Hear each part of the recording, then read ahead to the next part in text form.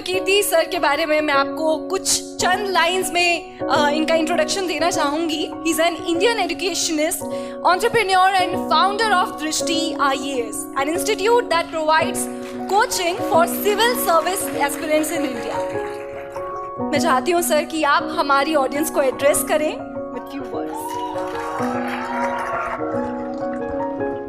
आप सभी को नमस्कार।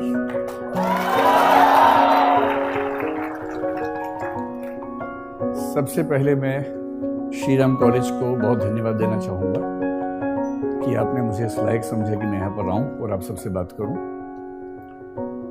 और आपके सभी टीचर्स और जिन बच्चों ने मैनेज किया, उन बच्चों की मेहनत और उन बच्चों की हिम्मत की मैं दाद दूंगा, क्योंकि जब उन्होंने पहली बार मुझसे बात की तो मैंने उनसे कहा कि मैं 12 से 14 तारीख को भारत में नहीं हूँ।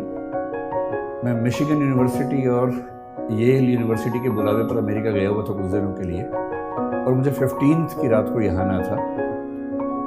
लेकिन वो बच्चे मुझसे मिलने आए, आधा एक घंटा उन्होंने अपने मार्केटिंग और उससे सारा ज्ञान मेरे ऊपर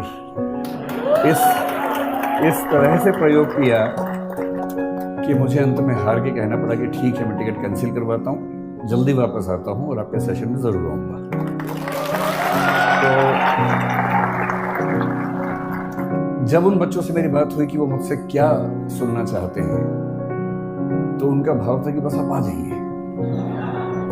तो मैंने कहा फिर भी आप मुझसे क्या चाहते हैं, मैं क्या बोलूं? बोले आप जो टॉपिक चाहे बोल दीजिए। तो मैंने एक टॉपिक उनको भेजा कुछ, तो फिर उन्होंने 5 भेजे, जिसका भाव ये था कि आप जो बोलना चाहते वो तो ठीक नहीं, इनमें से कोई देख लीजिए।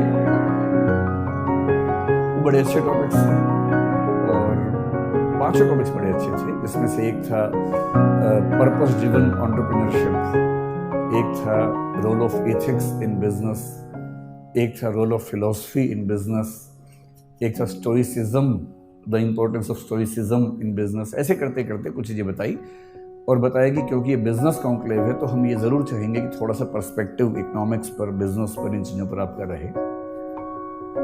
तो वो टॉपिक्स इतने प्यारे थे और एक डाइवर्सिटी इंक्लूजन पर था। और आज 14 अप्रैल का दिन डॉक्टर अंबेडकर का जन्मदिन भी है, तो डाइवर्सिटी इंक्लूजन की बात आज के दिन करना तो वैसे ही बड़ा मानीखेज है, मीनिंगफुल है। लेकिन मुझे इस बात का अंदाजा था कि जब हम फेस्टिवल के मूड में होते, जैसे अभी आप लोग हैं, बिजनेस कॉन्क्लेव है, सुबह से आप कई स्पीकर से सुन रहे हैं, और अभी आखिरी सेशन में ये भी होता है कि छूटे तो भागे, छुट्टी का टाइम होने वाला है। स्कूल में जैसे होता था ना कि जैसी टन टन टन बजता था, वैसे ही लोग बैग उठा के भागते थे। आपने बैग अपने पैक कर लिए होंगे, उसमें बुक्स और बोतल पैक कर ली होगी, तो अब आप इस मूड में होंगे कि जल्दी ख़त्म हो तो मामला निपटे।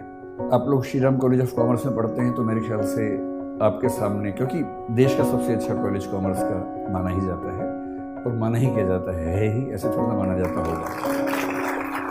मतलब मेरी समझ ये है कि कोई ब्रांडिंग ऐसे ही नहीं हो जाती है। अगर किसी कॉलेज या किसी व्यक्ति की साख है, तो वो साख न तो रातों रात बनती है, न हवा में बनती है, और अगर वो लॉन्ग सस्टेन क्रेडिबिलिटी है तो उसका मतलब है कि उसमें कुछ तो बात होगी ही, तभी उसकी क्रेडिबिलिटी उस तरह की है।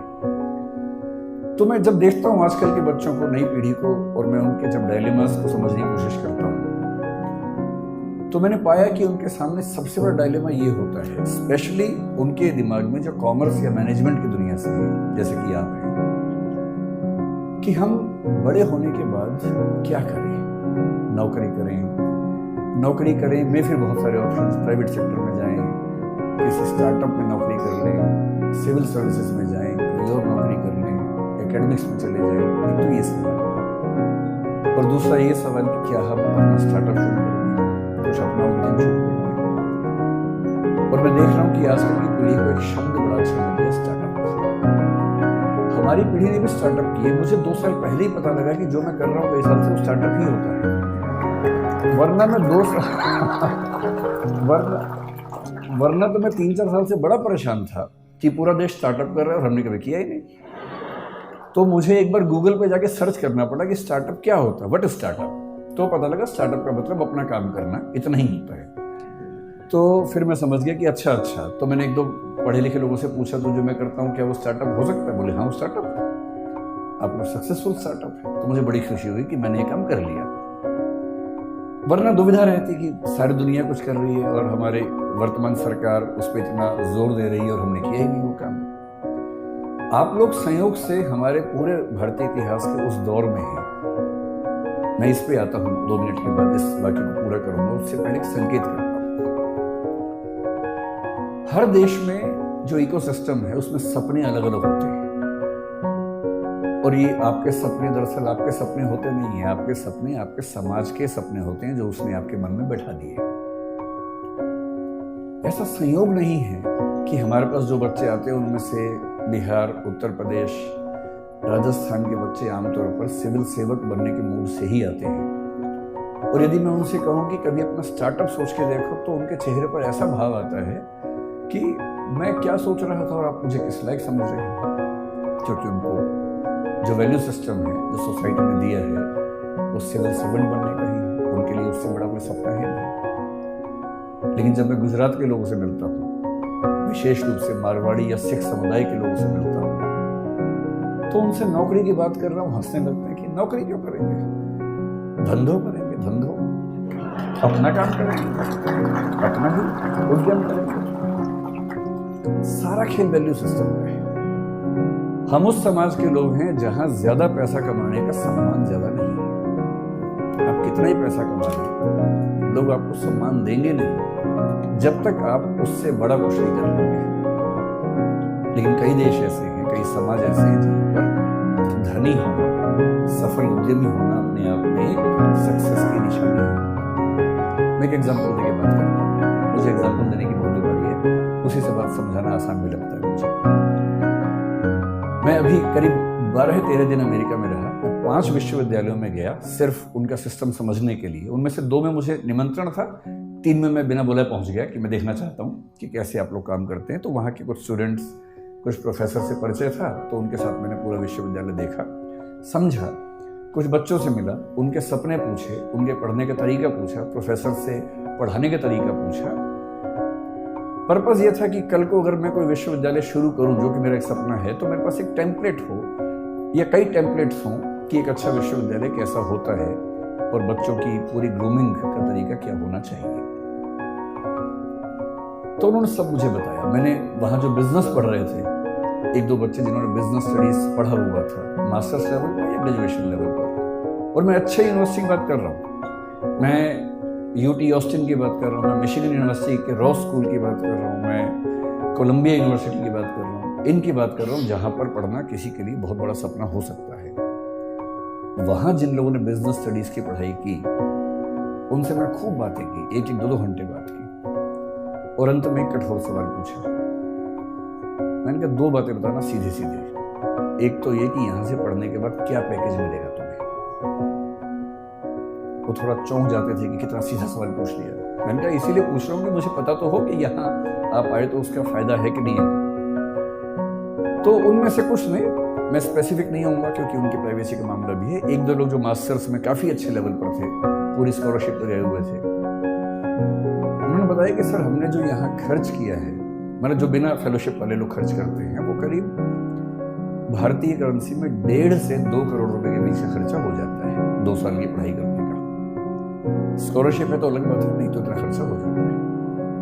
तो मैंने कहा उसके बाद होगा क्या? बोले सर हम जो डिग्री कर रहे हैं ना उसकी वैल्यू बहुत ज़्यादा है, तो जब हम उतरेंगे बाजार में तो हम मान के चलते हैं कि हमें 1-8 साल के अंदर अंदर 2 लाख USD का एनुअल पैकेज मिल जाएगा, जिसका मतलब वही 1.5 से 1.6 CR के आसपास का पैकेज मिल जाएगा। और हमारे खर्चे हैं, लोन है थोड़ा थोड़ा, वो सब हम 3 साल में चुका देंगे, क्योंकि खर्चा भी वहाँ ज़्यादा होता है, लेकिन हम साल में 60-70 लाख रुपए बचा लेंगे, 3 साल में सारा लोन चुका देंगे, तो 2 साल की पढ़ाई का बोझ 3 साल में उतरेगा। उसके बाद हम लगभग $2 लाख हर साल कमाएंगे और लगभग $1 लाख साल का बचा लेंगे, जो कि भारत के हिसाब से काफी ज्यादा आय का मामला है। तो वैसे हम बहुत खुश यहाँ नहीं है क्योंकि सोशल लाइफ वैसी नहीं है हमारी, but still financially we will be so good that we can be happy on that ground. तो मैं उनसे बहुत प्रभावित हुआ। मैंने कहा वाह क्या बात है, आप खूब सफल हों, अच्छे उद्यम करें, और जैसे जैसे आगे बढ़ेंगे फिर तो पता नहीं क्या होने वाला है, बाद में 2 लाख से बढ़ के 2.25 होगा, 2.5 होगा। मैंने कहा सीधे बताओ कि 20 साल बाद कितना होगा। काफी सोच के बोले कि सर जो 2-3% लोग हैं सबसे शानदार, वो 20 साल बाद शायद $3 लाख के आसपास भी आ जाएंगे, 2.5 करोड़ का मालिक।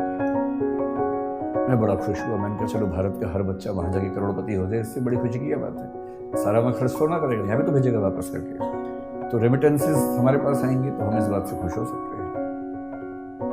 फिर कल मैं न्यूयॉर्क में था, तो वहां से जब मैंने टैक्सी पकड़ी JF कैनेडी एयरपोर्ट के लिए, तो मेरी आदत है कि मैं जब टैक्सी में जाता हूँ तो जो टैक्सी ड्राइवर है उससे खूब गप्पे मारता हूँ आधा 1 घंटा। वो पक जाता है मुझसे बात करते करते। तो मैंने उसको पकड़ लिया।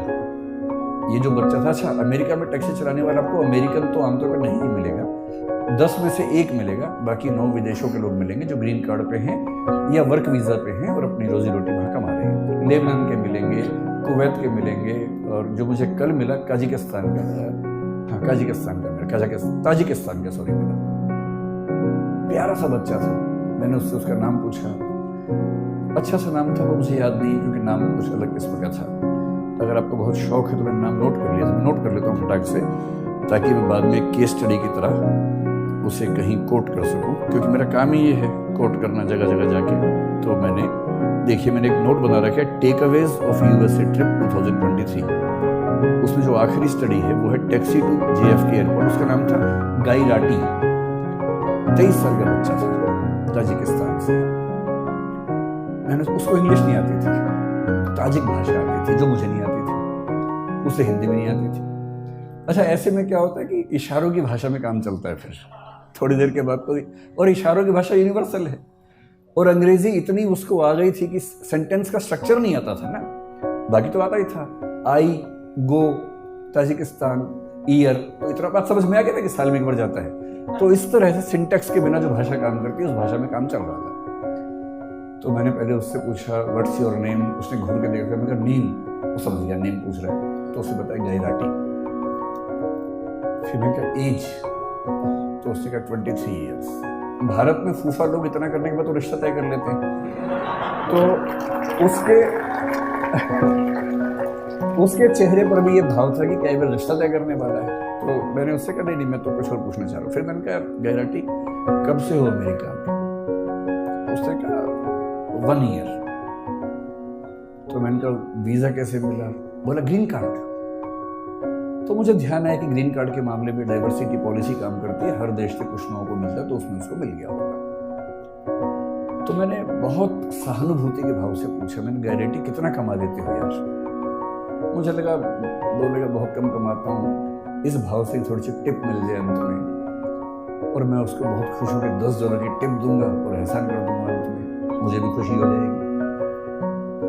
तो उसने कहा कि ऑलमोस्ट $400 to $500 एवरी डे। अच्छा, भारत का आदमी सीधे 80 से गुणा करता है, वहां जाके जो भी फिगर सुनता है खटाक से गुणा करता है। मैं घबरा गया, भाई ये तो बहुत ज्यादा कमा लेता है, इसका मतलब बहुत ज्यादा कमा लेता है। मैंने कहा अच्छा। फिर मैंने कहा how many days in a week you work, क्योंकि वहां सब 5 दिन काम करके 2 दिन मस्ती करते हैं। बट ऑल 7 डेज, क्योंकि मस्ती तो वहां के लोग करते हैं ना, बाहर से जाते हो तो भविष्य में मस्ती करने के मूड में होते हैं, अभी मेहनत करते हैं। फिर वो समझ गया कि मेरी इनकम काउंट करना चाह रहा है, तो उसने खुद ही बोला on average I earn $12,000 to $14,000 per month. फिर मैंने इससे सिद्ध किया, तो मैं समझ गया कि महीने के 10 से 12 लाख कमा देता है। तो मैंने उससे फिर पूछा दिस इज योर रेवेन्यू और दिस इज योर सेविंग? भाई आप तो कॉमर्स के लोग जानते हैं, रेवेन्यू अलग है, सेविंग अलग है। नेट इनकम है कि ग्रॉस इनकम है, उसी में सारा खेल हो जाता है, और वैल्यूएशन की दुनिया इसी खेल पे चल रही है कि कुछ का कुछ बोल के वैल्यूएशन करवा लेना है। तो उसने कहा दिस इज माई सेविंग।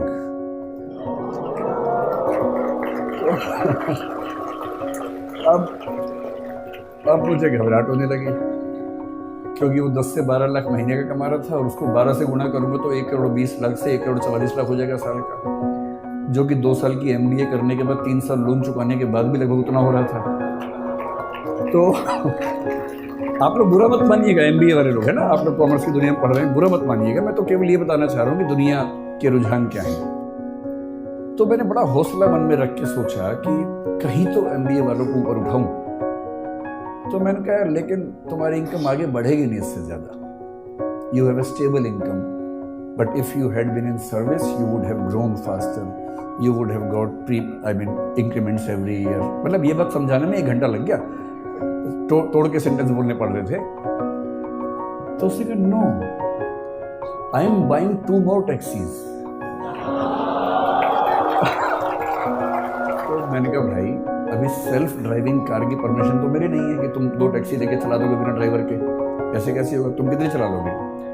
पर no, I will get 2 drivers from Tajikistan and the per hour minimum wages is $10 to $12। तो मैं उनसे दिन में 10 घंटे काम करवाऊंगा, $120 उनको दूंगा, और मैं एक टैक्सी से 400-500 कमा लेता हूँ, 120 दे दूंगा, तो भी मेरे पास मतलब 350 की एवरेज एक कार से बचेगी। 2 से 700 7 दिन चलाएंगे, तो मोटा मोटा मान के चलिए कि मामला बड़ा रिस्की हो जाएगा। तो फिर मैंने टिप दी नहीं उसको।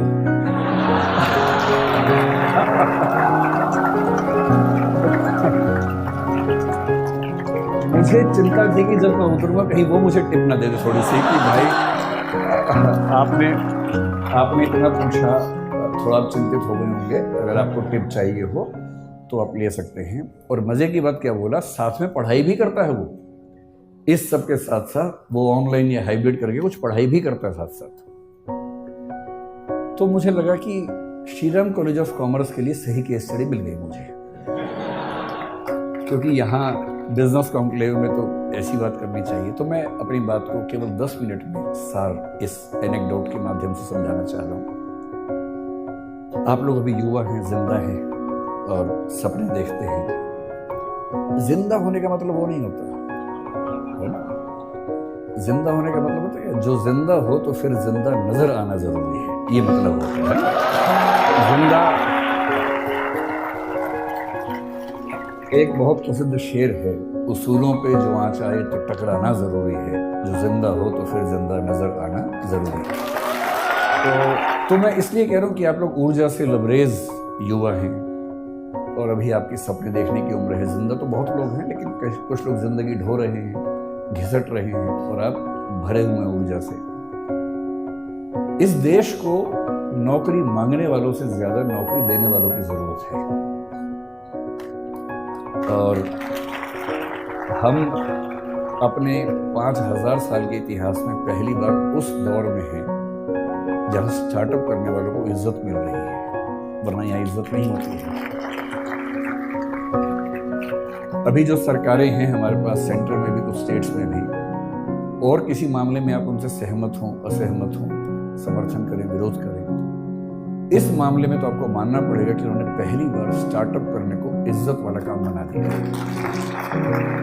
और यदि ऐसा बना ही दिया है, और फिर श्रीराम कॉलेज ऑफ कॉमर्स के ग्रेजुएट्स जिन लोगों ने बिजनेस को इतना ध्यान से समझा है, उसकी बारीकियां समझी हैं, वो उसके बिना अगर वो भी नौकरी ढूंढते रहेंगे तो फिर देश कैसे आगे बढ़ेगा। तो कुछ साल नौकरी करना ठीक है, लेकिन यदि मुझसे पूछेंगे तो मैं ये कहूँगा कि अगर आप वैसे व्यक्ति हैं कि चुपचाप जिंदगी गुजार लेनी है तो ठीक है, कीजिए नौकरी करनी है, साथ में कुछ किताबें लिखनी है तो कीजिए नौकरी। पर यदि कुछ बड़ा सोचा है, अगर आप चाहते हैं कि आप इस देश और समाज को कुछ बड़ा योगदान दे सके, तो सबसे अच्छा विकल्प है उद्यम। और उद्यम का मतलब केवल आर्थिक उद्यम नहीं होता है। उद्यम का मतलब है कि आप जोखिम लेने वाले व्यक्ति हैं, आप बहुत शांत व्यक्ति नहीं हैं। और जोखिम लेना कुदरत ने सिखाया हमें, प्रकृति ने सिखाया है। प्रकृति के विधान में सुरक्षा नहीं होती है, प्रकृति के विधान में जोखिम ही जोखिम है। वो तो हमने शहरों में, गांवों में सुरक्षा डेवलप कर ली है, और थोड़ी बहुत सुरक्षा जिंदगी में रहे तो अच्छा भी लगता है। लेकिन जंगल का नियम, प्रकृति का नियम सुरक्षा पे नहीं टिका है, वो खतरों पे टिका है, जोखिम पे टिका है। जो भी आप में से अपनी जिंदगी को शानदार बनाने के लिए जोखिम लेने को तैयार है, मेरी नजर में वही एंटरप्रेन्योर है, वही उद्यमी है।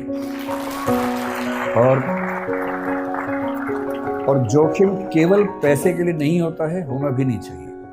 जोखिम महात्मा गांधी ने भी लिया, अंबेडकर साहब ने भी लिया। दोनों शानदार वकील थे। डॉक्टर अंबेडकर, मैं परसों कोलंबिया विश्वविद्यालय में गया जहाँ से उन्होंने पीएचडी की, एक पीएचडी की, लंदन स्कूल से दूसरी 3 पीएचडी की उन्होंने। इन लोगों ने अपने अपने सफल करियर को दांव पर लगा के जोखिम लिया कि देश को एक अच्छा राजनीतिक और सामाजिक मंच मिल सके। ये सोशल एंटरप्राइज है, पॉलिटिकल एंटरप्राइज है। कबीर दास हों, गुरु नानक हों, या महात्मा बुद्ध हों, महावीर स्वामी हों, इन सब ने अपने अपने समाज को बेहतर बनाने के लिए अपनी जान को जोखिम में डाला। ये सब उद्यमी लोग हैं। कोई स्पिरिचुअल एंटरप्राइज करता है, कोई सोशल एंटरप्राइज करता है। आप बिजनेस एंटरप्राइज वाले लोग हैं, लेकिन मैं इतना जरूर कहूंगा कि बिजनेस में पैसा कमाना जरूरी है, क्योंकि वही आपको जिंदा रखेगा, वही आपके उद्यम को चला पाएगा। लेकिन कोई भी उद्यम जो सिर्फ पैसा कमाता है, वो समाज को फायदा नहीं पहुंचाता है। और मैं एक बात अक्सर कहता हूँ, आखिरी बात आपसे वही कह रहा हूँ कि अगर अपने जीवन को एक ठीक दिशा देनी है तो सिर्फ एक काम कीजिए। बहुत बुरा लगेगा, पर मुझे ये सलाह मेरे एक मित्र ने दी थी, मैं आपको देता हूँ। आज घर जाके अपनी ओबिचुअरी लिखिए। ओबिचुअरी का मतलब होता है किसी के मरने के बाद अखबार में जो छपता है उसके बाद, कि दुख के साथ सूचित किया जाता है कि फला फला की मृत्यु इस तारीख को इस वजह से हो गई है। उसके बाद की 4 लाइनें आप अपने बारे में क्या चाहते हैं लिख लीजिए, उसे बनाइए विजन स्टेटमेंट। वो लाइनें कई तरह की हो सकती हैं। एक ये हो सकती है कि इस व्यक्ति ने जीवन में खूब पैसा कमाया, इसने गुटखा बनाने वाली कंपनी बनाई, इसने अरबों रुपए कमाए और इसकी वजह से कई लाख लोग कैंसर से मरे और पैसा खूब कमाया। दूसरा ये हो सकता है कि ये व्यक्ति चाहता तो अरबों रुपए कमा सकता था, पर इसने लाखों ही कमाए और अपनी ऊर्जा उन चीजों में लगाई जो समाज को और बेहतर बना सकती है। ये चाहता तो डीजल की कार बना के खूब पैसा कमा सकता था, तेल के कुएं खोद के खूब पैसा कमा सकता था, पर इसने सोलर पैनल्स में अपनी ऊर्जा लगाई, क्योंकि उसे चिंता थी कि मेरे साथ साथ इस समाज का भी भला होना चाहिए। तो जो मैं कंक्लूडिंग रिमार्क के तौर पे कहना चाह रहा हूँ, आप लोग इस देश के भविष्य हैं, स्टार्टअप की दुनिया के भविष्य हैं। कुछ बड़ा कीजिए और ऐसा मत कीजिए जो केवल और केवल बिजनेस तक सीमित हो। जब बिजनेस और एथिक्स मिलते हैं तो जो सिनर्जी बनती है, वो सिनर्जी किसी भी देश और समाज के लिए बेहतर है। बहुत बहुत धन्यवाद, आप लोगों ने बुलाया।